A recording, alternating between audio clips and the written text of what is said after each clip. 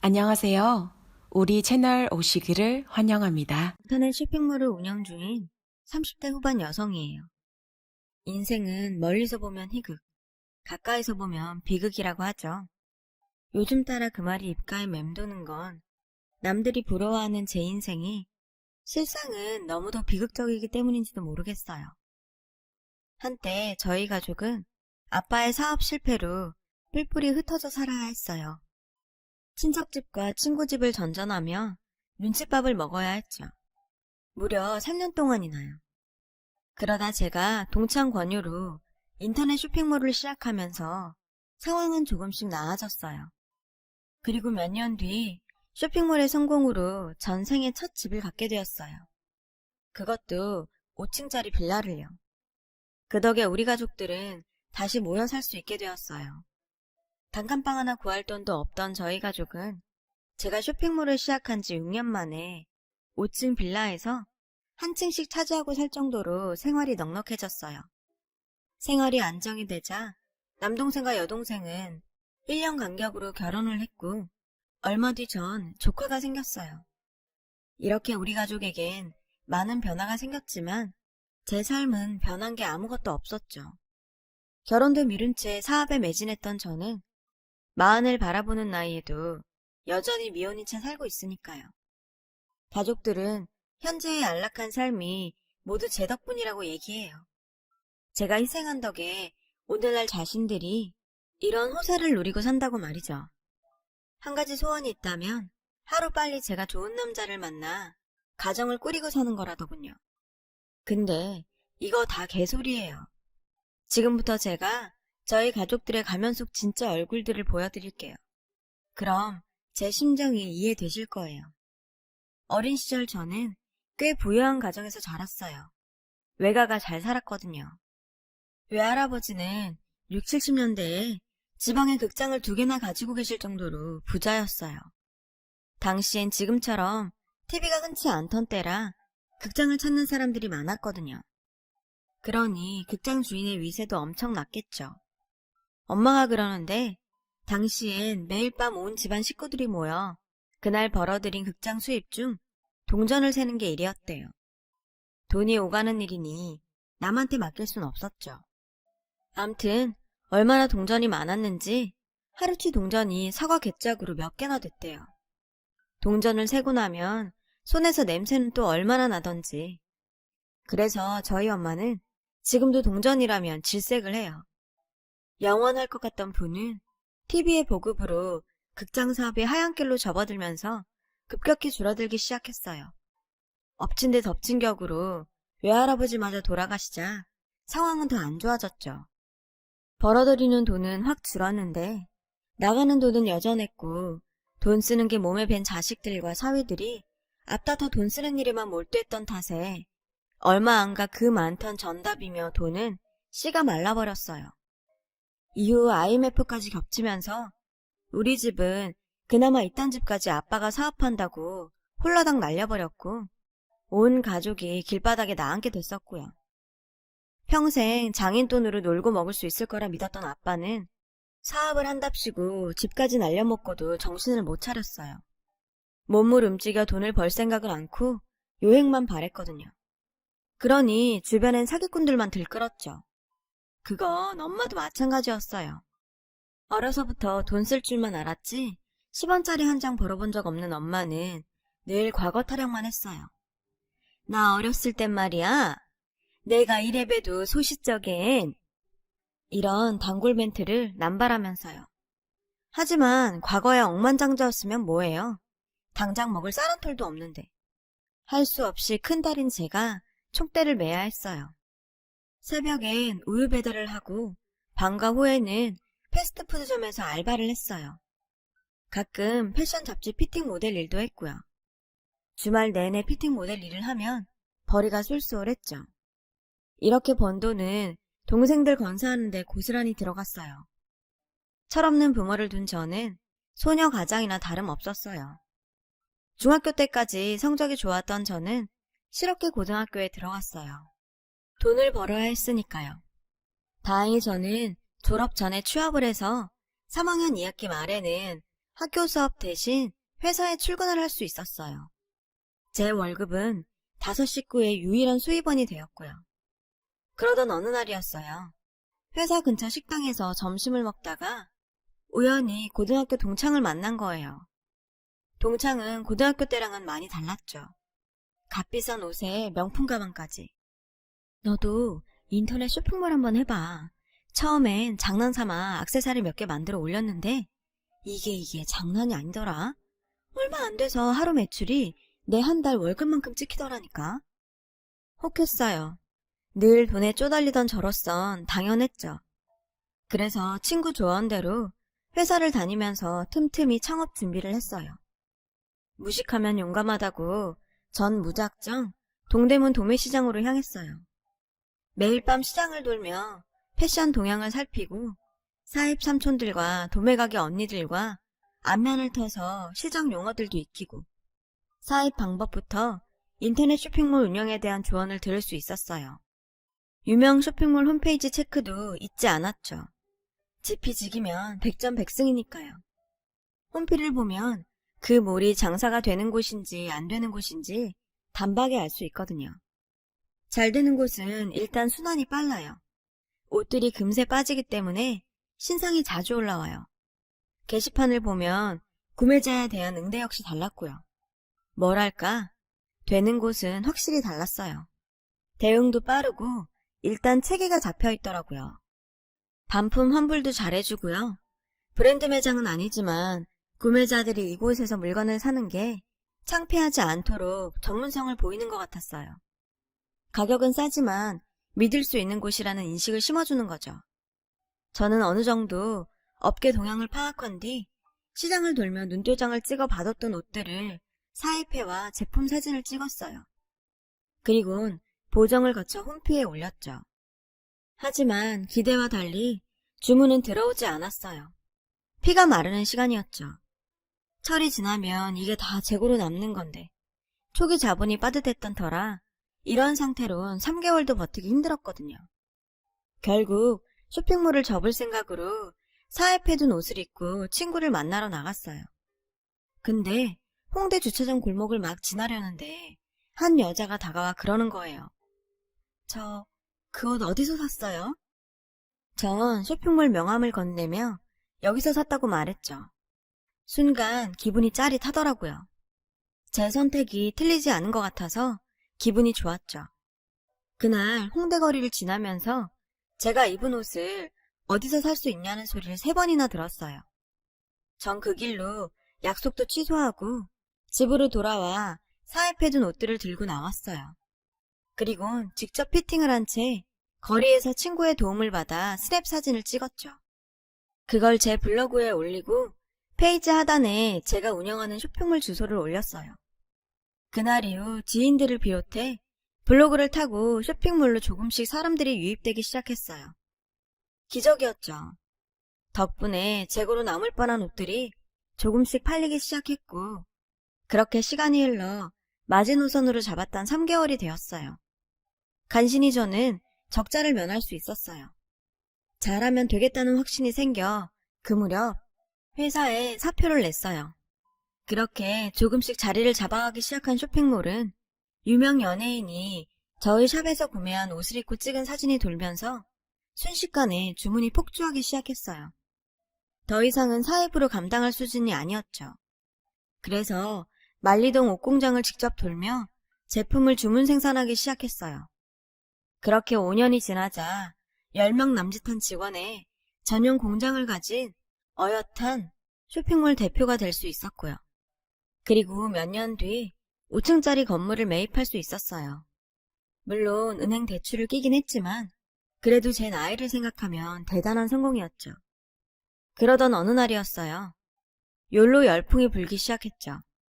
한 번뿐인 인생을 즐겨라. 별것 아닌 광고 카피에 순간 저는 멍해졌어요. 그리곤 그동안 보이지 않던 제 삶이 눈에 들어오기 시작하더군요. 내 다이어리에는 온통 사업 관련 일들과 거래처 전화번호, 그리고 조카들 학원비 내는 날짜와 부모님 용돈, 집안에 들어갈 돈, 이체 날짜들만 빼곡히 적혀 있었어요. 날 위한 스케줄은 하나도 없더라고요. 집 사고 동생들 시집 장가 보내고 이제는 조카들 학원비까지 대며 온통 가족들에게 헌신하며 살고 있는 나만 있더군요. 정작 내 곁엔 사랑하는 사람도 자식도 아무것도 없는데 말이죠. 흰머리와 신경성 위험, 휴일도 없는 바쁜 일상. 저한테 남은 건 그런 껍데기일 뿐이었어요.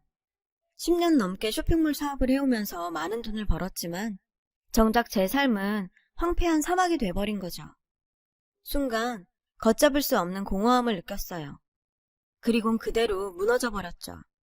아무것도 하고 싶지 않고 아무것도 먹고 싶지 않고 그저 여기서 모든 걸 끝내고 싶다는 안 좋은 생각만 들었어요.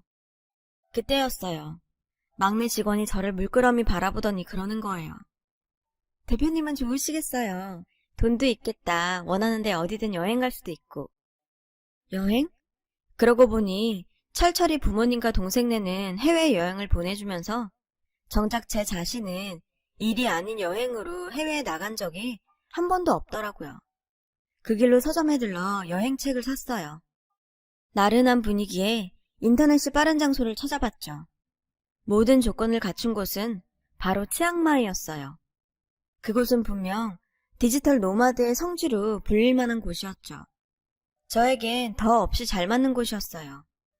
전 당장 짐을 꾸려 치앙마이로 떠났어요. 그리곤 한 달짜리 콘도를 구해 그날부터 본격적으로 현지인처럼 살기로 했죠. 동네를 어슬렁거리는 일상을 보내며 예쁜 카페에 들어가 책을 읽고 배고프면 근처 식당에 가서 맛있는 음식도 사 먹고 가끔은 치앙마이 근교로 1박 여행을 떠나기도 하면서 말이죠. 제 인생에서 이렇게 온전히 나만을 위해 보내는 시간은 처음이었어요. 그러던 어느 날 식당에서 밥을 먹고 나오려는데 글쎄 지갑이 없지 뭐예요.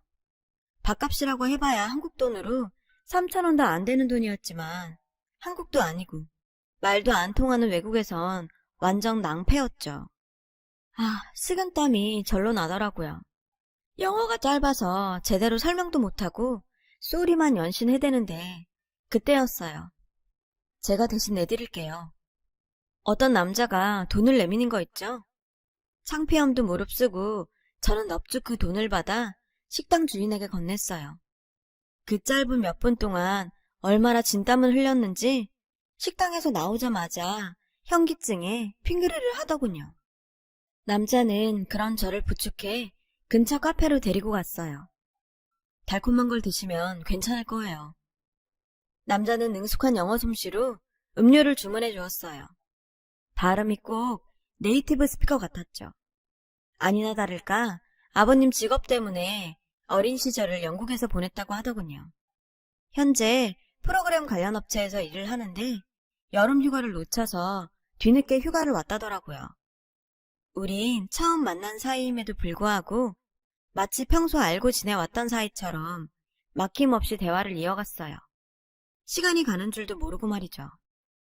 여긴 혼자 왔어요? 여행? 아니면 비즈니스? 남자가 물었죠. 순간 전 봉인 해제된 사람처럼 이곳에 온 이유와 내 인생 전반에 대해 장황하게 늘어놓았어요. 지금껏 살면서 가장 친한 친구한테도 이렇게까지 제 자신을 솔직히 털어놓은 적 없는데 정말 이상했어요. 남자는 두서없이 떠드는 제 말을 진지하게 끝까지 들어주더군요. 괜찮아요. 더 노력하지 않아도 돼요. 당신은 충분히 잘해왔으니까. 남자의 그 말에 순간 눈물이 났어요. 지금껏 아무도 제게 이런 말을 해주지 않았거든요. 전 그날 처음 본 남자 앞에서 아이처럼 엉엉 울었고 그 착한 남자는 주변 사람들로부터 싸늘한 시선을 받아야 했어요. 그들 눈엔 이 남자가 여자를 울린 파렴치한으로 보였을 테니까요. 미안하게도 말이죠. 그리고 우린 그날을 기점으로 사귀게 되었어요. 남친을 만나면서 처음으로 누군가에게 온전히 사랑받고 있다는 느낌을 받았죠. 가족보다 더 가깝고 편했어요. 늘 저는 보살펴야 하는 입장이었는데 그를 만난 이후론 제가 보살핌을 받게 됐죠. 내 인생의 욜로는 바로 이 남자와 함께하는 시간이란 생각이 들더군요. 그래서 전 남친한테 청혼을 했어요. 당신을 놓치기 싫다고요. 남친은 당황했죠. 프로포즈할 타이밍을 노렸는데 기습을 당했다면서요. 그리고 승낙을 하더군요. 결혼하자고. 그 후 우리는 양가 부모님들께 결혼 승낙을 받았고 그렇게 행복한 미래를 꿈꾸고 있었죠. 그런데 뭐? 헤어지자고? 왜? 남친이 느닷없이 파혼을 하자는 거예요. 여자가 생겼다나요? 믿을 수 없었죠. 전 못 믿겠다고 상대 여자를 보여달라고 했어요. 하지만 남친은 그럴 수 없다며 매몰차게 절 밀치고 가버렸죠. 그날 이후 전 식음을 전폐하고 몸져 누웠어요. 죽을 것만 같더라고요. 처음부터 지옥에 살았던 것과 천국을 맛본 뒤 지옥으로 떨어지는 건 천지 차이거든요. 그런 와중에도 가족들은 제 곁을 지키며 헌신적으로 저를 보살펴 주었어요. 역시 세상엔 가족이 최고구나 생각했죠. 그러던 어느 날이었어요. 너무 오래 회사를 비운 것 같아 오랜만에 사무실에 내려갔더니 직원들이 점심을 마치고 탕비실에 모여 커피를 마시고 있더군요. 우리 대표님 너무 불쌍하지 않아요? 어떻게 부모가 그래요? 친부모 아닌 것 같아요. 동생들은 어떻고 지 누나 결혼하면 지들 뒷바라지 안 해줄까봐 대표님한테 남친 생길 때마다 중간에서 회방났던 인간들이야. 여동생이랑 둘이서 그게 인간이냐? 이번 일만 해도 그래? 그동안 그렇게 큰 딸 등골 빼먹었으면 이젠 결혼은 하게 놔둬야 할 거 아냐? 어쩜 돈줄 끊길까봐 대표님 남친을 그렇게 괴롭힐 수가 있냐? 툭하면 회사까지 쫓아가서 헤어지라고 협박하고 그래도 말 안 들으니까 보는 앞에서 약 먹고 죽어버리겠다고 그 난리를 피웠다잖아. 결국 남자도 질려서 떨어져 나간 거지. 암튼 대표님한텐 비밀이야. 가족들 본 모습 보면 그 성격에 살고 싶겠냐? 그냥 우리라도 잘해드리자고. 맙소사. 직원들한테 들은 우리 가족들의 모습은 상상을 초월했어요. 그들의 눈에 저는 가족이 아닌 돈줄 그 이상도 그 이하도 아니었죠. 제가 치앙마이에 가 있는 동안에도 혹시 제가 안 돌아올까봐 여동생이 저 몰래 쇼핑몰 매각 계획까지 세웠다는 거예요. 작자까지 나서서 미팅까지 했다나요? 도저히 참을 수가 없었어요. 당장이라도 가족들을 불러서 사실 확인을 하고 싶었죠. 하지만 그보다는 먼저 남친을 만나 확인부터 해야겠다고 생각했어요. 그래서 그 길로 남친의 회사로 찾아갔죠. 못 본 사이 많이 수척해졌더라고요. 나만큼 많이 아팠던 모양이에요. 그이는 절 보자 일부러 냉랭한 목소리로 소리치더군요. 또 뭐야? 뭐 더 할 말 남았니? 전 말없이 그의 얼굴을 바라보았어요. 그 순간 확신이 들더군요.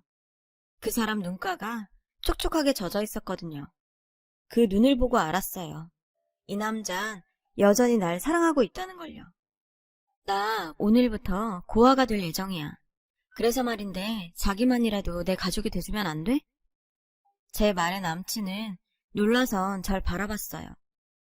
무슨 일 있었니? 직원들이 하는 소리를 들었어. 우리 가족이 그동안 자기한테 한 짓이랑 날 자기들 지갑으로만 생각한다는 거. 내 결혼을 막아가면서까지 내 등골을 빼먹고 살려고 혈안이 돼 있더라. 나야 어떻게 되든 자기들만 살겠다고. 서러운 마음에 눈물이 멈추지 않았어요. 남친은 그런 제게 다가와 안아주었죠. 전 이번에도 길바닥에서 아이처럼 엉엉 소리까지 내며 울어버렸어요. 그 바람에 남친은 사람들로부터 차가운 시선을 받아야 했죠. 울보 여친 때문에 말이에요. 한참을 울고 난 저는 남친과 예정대로 결혼식을 올리기로 합의하고 결혼 전에 가족들과 일을 정리하겠다고 했어요. 그리고 며칠 뒤 전 가족들을 불렀어요. 남동생 네만 빼고 다 왔더군요. 해외로 가족여행을 떠나려 공항에 가는 길이라며 자기들은 빼고 얘기하라고 했다나요? 그래서 전 남동생한테 전화를 했어요. 그래? 그럼 스피커폰 켜놓을 테니 운전하면서 잘 들어. 앞으로 일주일 줄게. 다들 내 집에서 나가줘. 엄마, 아빠, 재훈이네, 은주네 모두 다. 제 말이 끝나기가 무섭게 가족들은 난리를 쳤어요. 너 그게 무슨 소리야? 나가라니. 지금 그게 부모한테 할 소리야? 엄마, 지금 부모라고 그랬어? 세상에 어떤 부모가 딸 자식 결혼 안 시키겠다고 사위 될 사람 앞에서 염산을 들고 협박을 해. 엄마한테 내가 딸이긴 해? 돈 벌어다 주는 평생 지갑은 아니고? 나 중학교 때부터 지금까지 가족들 먹여 살리느라 뼈 빠지게 일했어. 누구 때문인 줄 알아? 게으르고 무능력한 당신들.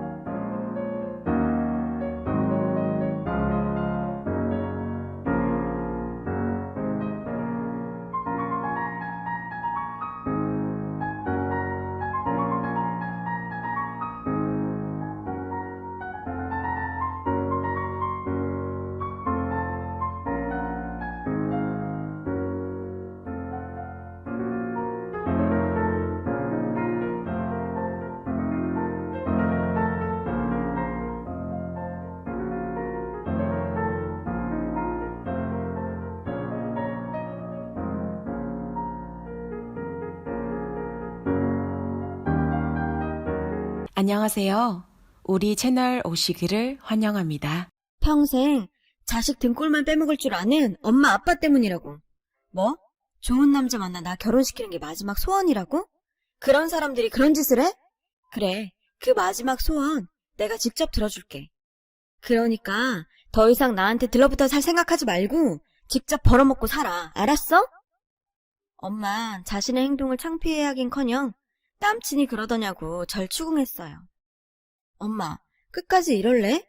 그 사람 지금껏 나한테 아무 말도 안 했어. 다 자기 탓이라고 그러면서 헤어지자고 했던 사람이야. 엄마 같은 사람은 상상도 할 수 없을 정도로 날 아끼고 사랑해주는 사람이라고. 그때였죠. 아빠가 그러는 거예요. 성훈아, 아빠 나 아무 짓도 안 했다. 다 네 엄마 혼자 윤서방 찾아가 난리 친 거야. 아빤 우리 착한 딸 결혼 찬성이다. 100번 만번 찬성이야. 딴 건 몰라도 식장에 아빠 손을 잡고 들어가야 할 거 아니니. 그리고 말이야, 난 네가 그러라면 당장이라도 네 엄마 버린다. 그러니까 성은아, 이 아빠는 용서해 줄 거지? 정말 내 아빠지만 세상 누구보다 찌질하더라고요. 혼자 살겠다고 아내까지 버리는 남편이라니. 최악이었죠. 아빠, 그만해. 도대체 왜 이래? 그런다고 나 아빠 안 받아줘. 40년 가까이 살아온 아내도 그렇게 쉽게 버리는 사람이 나라고 안 버릴까? 아빤 그러고도 남을 사람이잖아. 안 그래? 아무리 내 아빠라지만 아빤 정말 구제불능이야. 젊어선 외할아버지한테 빌붙어 살고 나이 먹어선 딸내미한테 빌붙어 먹고 언제 아빠 힘으로 벌어먹고 살 거야? 제발 정신 좀 차려. 암튼 난 할 말 다 했으니까 다들 나가. 휴대폰 너머에선 처절하게 절 부르는 남동생 목소리가 들렸어요. 평생 놀고 먹으려다 허걱한 거죠. 전 동생놈 목소리도 듣고 싶지 않았어요. 그래서 폰을 꺼버렸죠. 언니, 미친 거 아냐? 한동안 아프더니 머리까지 이상해진 거 아니야? 갑자기 나가라면 어떡해?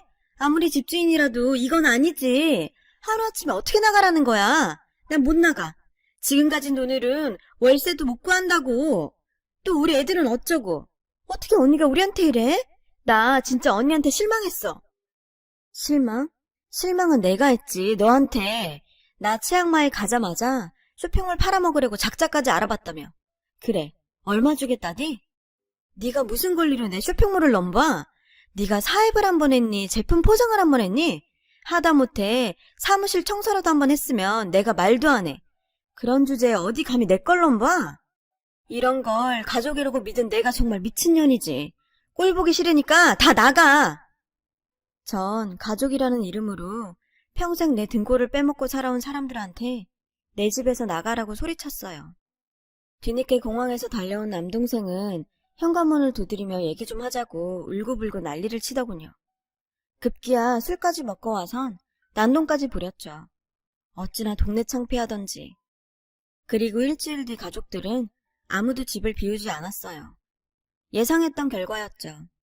그래서 전 업체 사람들을 불러서 각층 현관문을 뜯고 가족들을 내쫓았어요. 그리곤 제 집 현관까지 달려와 발악을 하는 가족들에게 한마디만 더 하면 지금껏 10원짜리 한 장 안 내고 살았던 임대료까지 청구할 거라고 엄포를 놨죠. 가족들의 발악은 그 후로도 며칠이나 이어졌지만 결국 어느 시점이 되자 뿔뿔이 흩어지더군요. 얼마 뒤 저는 그 건물을 팔고 이사를 했어요. 저도 사람인지라 가족들과 뒤엉켜 살던 그곳에서 버티기가 힘들더라고요. 그리고 헤어졌던 남친과는 재결합을 했어요. 처음엔 예정대로 결혼을 하려고 했지만 그런 마음은 접기로 했어요. 시부모님 보기도 창피하고 무엇보다 그 난리를 치고 아무 일 없다는 듯 나 혼자 결혼에 잘 살려니 죄책감도 느껴졌거든요. 절 부리고 살아온 가족들도 문제지만 따지고 보면 그렇게 당하고도 아무 말 않고 살아온 제 탓도 크니까요. 앞으로 얼마나 더 시간이 흘러야 마음의 상처가 아물지는 모르겠어요. 하지만 적어도 앞으론 가까이서도 멀리서도 제 인생이 비극이 되지 않도록 살아보려고요. 여러분, 사연 댓글에 응원과 현명한 조언 부탁드려요.